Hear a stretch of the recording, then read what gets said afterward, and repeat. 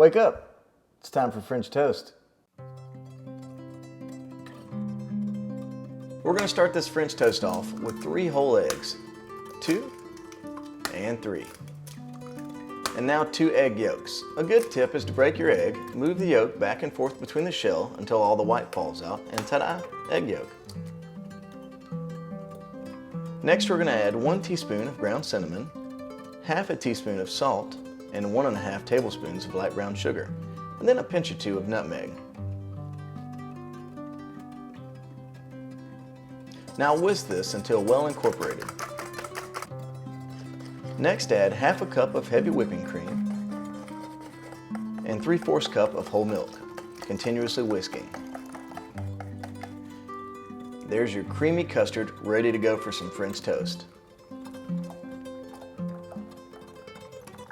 Since bread's half the recipe, I highly recommend you use a quality bread such as brioche because it absorbs the custard better. Now give your bread a dunk on each side for a couple seconds. Flip it over and drip off the excess. Now take some butter in a warm cast iron skillet and spread it nice and even until the butter starts to bubble. Once your butter's warm, gently lay down each slice of French toast. You're going to want to cook this for about 3 to 4 minutes on each side until it's nice and crispy. Then give it a nice and easy flip. You can see exactly how toasty this is. Once it's done, it's time to plate.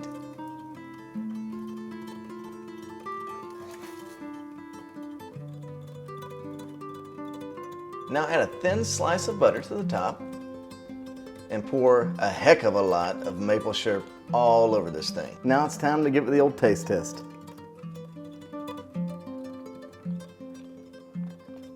No surprise there. That's amazing. If you like the recipe, like the video, subscribe, and I'll see you next time. In the meantime, check out one of the videos over here or over there. You know, check them both out.